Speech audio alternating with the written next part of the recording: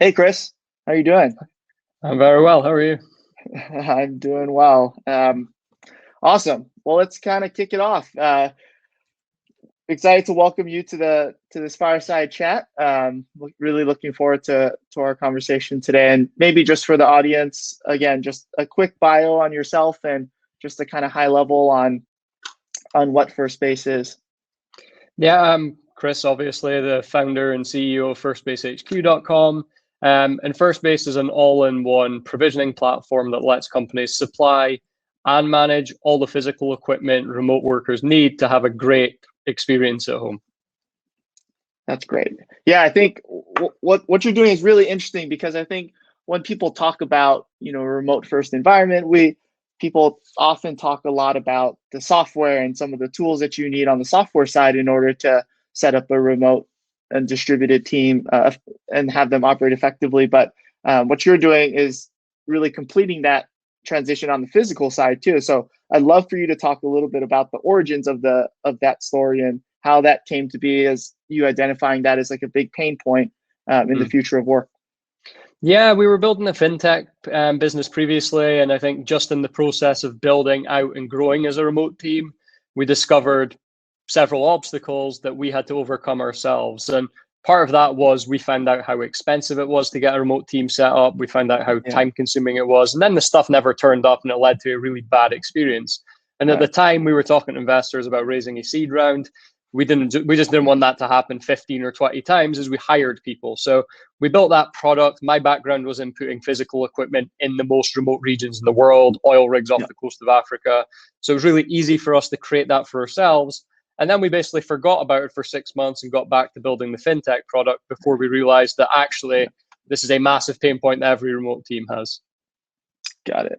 Yeah, I always like that you when we talked earlier last week, you really identified a strong pain point, and that's really seen you've really seen a lot of organic traction and growth from that. Um, So let's talk a little bit about the team that you've built. So you are also going after and building a fully distributed remote organization. We'd love for you to talk a little bit about the positives that you see from that, and then also maybe some of the challenges that you foresee going through as you continue to scale it.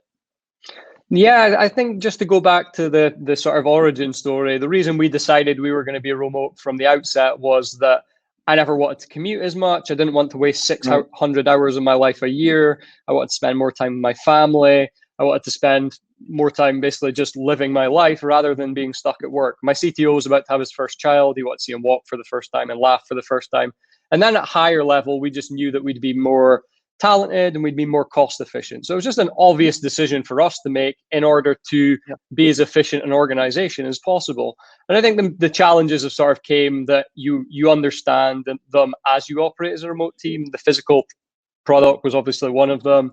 Communication, trying to really leverage the benefits of remote rather than replicating the bad parts of the office space. I think that's what we've really tried to lean into. How can we not replicate the instantaneous gratification of the office? How can we leverage the Mhm. benefits of asynchronous remote work to give people the isolation they need to do their best work at home?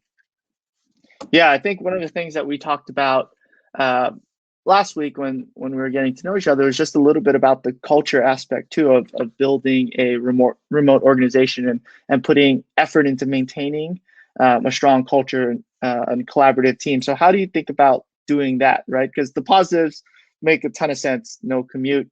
You can go out and hire the best workers anywhere. But there are obviously some challenges as well, kind of maintaining cohesiveness across time zones and across different languages and culture barriers. So how do you Right. think about that? Yeah, I think largely most of the criticisms of remote have came from people that have never tried it. And I think the Yeah, criticisms you're seeing now are coming from people who aren't seeing remote through the best light. So right now, where you're experiencing it, while your partner's homeschooling the kids and you're homeschooling them 50% of the time, right, it's not really an accurate reflection of what things are like. And then I think you get the natural pushback from people that say, okay, but it's isolating, it's lonely. And I think my right, response is that okay, but is it a good situation that your boss is dictating who your closest social contact is with, or does that lead to shallow, superficial relationships that don't have any depth, breadth, or meaning. So I think there's just a fundamental misunderstanding of what work actually should be and what it's for. And then I think as you go remote, it's you definitely need to take it's a conscious decision to be more, I think, to be more present, to go out and meet people. You definitely need to do that. But I think with the tools that we have now, it's definitely possible to do that. We can jump on a call like this, and yeah, it's not the same as being in person, but it might be 5% worse. It's not the 50% worse that most people say it is. Right. Yeah, definitely. And with the growing set of tools, I think they're making it, I argue that it might even be better in the long run than an in-person meeting, and all the trade-offs that you have to make with commuting and getting there to meet up. So what I think some of these questions that are coming in are great. So people, please keep writing them in. I think one of these questions is really interesting. So I'd love for you to spend a little bit about talking a little bit about the FirstBase product and some of the customers that how they're thinking about using you, but also this question that came in around our customer, or do you think it's reasonable or plausible that companies reallocate budgets from real estate plus office rent to now paying for employee home setup? And are you seeing that as a trend as you talk to potential customers and buyers? And how do you think about this becoming more of a standard over the long run? Yeah, so I think that the answer to that is yes, absolutely. And that's coming from two sources of people that we're talking to right now. So the first would be the commercial real estate brokers that really satisfy the demand for the biggest companies in the world. Mm-hmm. They're really hearing the feedback that their customers are going to cut real estate footprint by 50% after this. And I think this has changed my thinking a little bit. I always thought remote would be driven by people like us who believe in remote work, right, who really evangelize about it and demand it as a condition of employment. I think the reality is now that companies know that remote work works, and they've now got comfort with it, so they're willing to transition to a more remote-centric organization. So yeah, I think immediately after this, what we're going to see is large companies cut that footprint by 50%, move to working remotely 2 or 3 days a week, and then working from an office space or a co-working space the rest of the time. And I think to the question's point, yeah, I think companies will pay for this, for that setup, because 100% of their employees need that at home, and really it's table stakes for being able to do great work there. Yeah, that's a really fascinating trend that I'd certainly love to see continue to play out. I'm curious, just with the whole shelter in place, the quarantine, what has changed in the product and with the company pre all of this shutdown and post shutdown, and how has that kind of informed the direction of FirstBase moving forward? Yeah, I think it's changed very little. It's actually changed hardly anything at all. We've always known that this was going to be a problem that people had, and I think the thing that's changed is that people have recognized that it's a problem. I think it's not something that people necessarily know that they need until they're sitting in their childhood bedroom on a pillow against the wall, and they're like, actually, like, the benefit of the office is having the right tools and equipment to do your work. So in terms of where the platform's gone, obviously we're continuing to have conversations with the companies that were already in the pipeline, the companies that have came into it since this has happened. Those conversations can look very different, and their requirements can be very different. But I think fundamentally the product and the intention of the product has remained fairly consistent throughout. Yeah, no, that makes a ton of sense.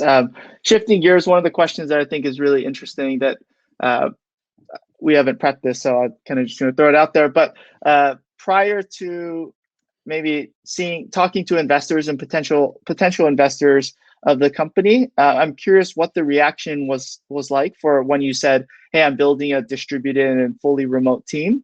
What was that reaction like, and has that changed over kind of the course of this last month as everyone has been forced to be remote? What's the sentiment like out there?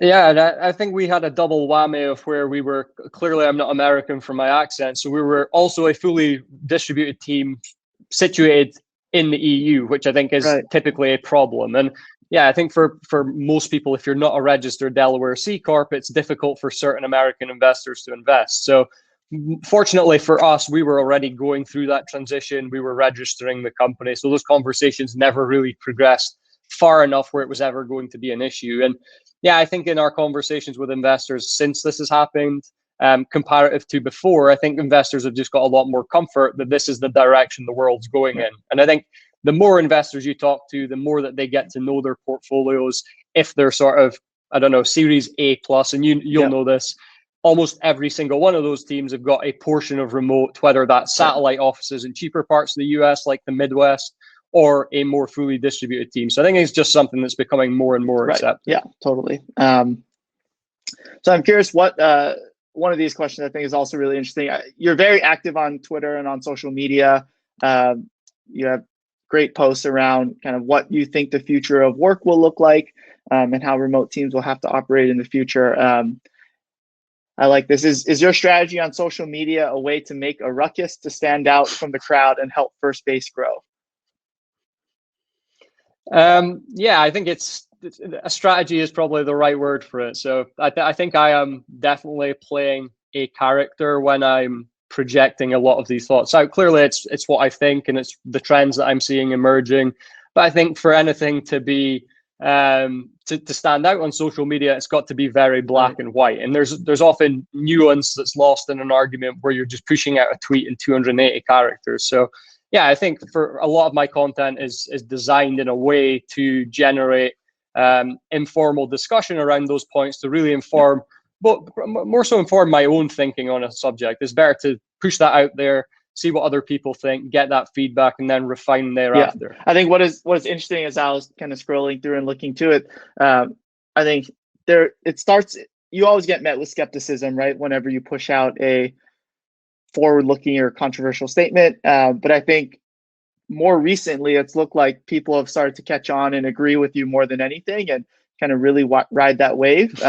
This last month has obviously accelerated that trend, but it's great to see so many people engaged and having that discussion around what the remote work and how to build a remote team that's really treated as first-class citizens, right? And not just kind of this satellite remote office. Yeah, and I think that's probably a holdover of the fact that some people still want to see remote as a perk. Like if you're getting to work remotely, don't ask for too much because your boss could take it away from you. I think that's still how people feel, and they just don't want to be like, okay, we're not getting treated well because it might get taken away from us. Yeah. Cool. One of the questions that I think came up here that's really interesting too is, I think it went away actually. Oh, here. How do you think that companies can check that their distributed teams have the optimal or best setup? So, talk a little bit about the product as well, FirstBase, and how does FirstBase accomplish that? How do you the question is really focused around making sure that they have the right services like accommodations, internet, probably right camera, microphone setup, etc. Yeah, I think it's basically around how can we make sure that companies are giving their workers the right tools. Mm-hmm. So starting out on that foundational level, putting the ball in the court of the company rather than expecting the worker to provide these things. And I think that's our long-term thesis, is that actually the onus of responsibility should be on the employer's shoulders rather than the employee. It shouldn't be a situation where it's almost pay to play to be a remote worker. You've got to go out and set yourself up. You've got to make sure that you've got everything that you need. That's just not an acceptable stance in my perspective. And I think where companies do that, they're going to lose a lot of their best people to their fiercest competitors who are willing to care for their staff a lot more. So we're obviously less focused on the internet connectivity side of things. That's obviously more so on a case-by-case basis as to where you're geographically located. But I think in the first instance, how can we give people the foundation to do great work on top of? And that should really be the company's responsibility. Absolutely. So, Chris, we're running short on time here. I'll give you the last word if there's anything that you want to say to either users of FirstBase who are listening in or potential users and future buyers. So, yeah, I think it just to sort of take forward a conversation we had earlier today with a social enterprise we spoke to. And I think the real benefits that we're seeing for companies is that rather than only being able to hire the best person you can afford in a 30-mile radius of the office, you can expand that and hire the best person in the world. So yeah, anyone that needs any help with that, we're just here to help. I think from the perspective of clearly being invested in remote work, And whether that's with our product or not, we're just willing to be as helpful as we can. Yeah, I think something that you said in one of your Twitter tweets is that, you know, this will be the age where people are judged on productivity and not necessarily just like how many hours they're in the office, right? And that's where the future of work is going, and you're really helping to facilitate that. And I saw someone put that in the chat too, so looks like people agree with you on that. Well, Chris, yeah, thank you so much for the time today. This has been really fun. I'm glad we got to have this conversation here within Remo. Awesome. Appreciate your time, Rafe. Speak soon.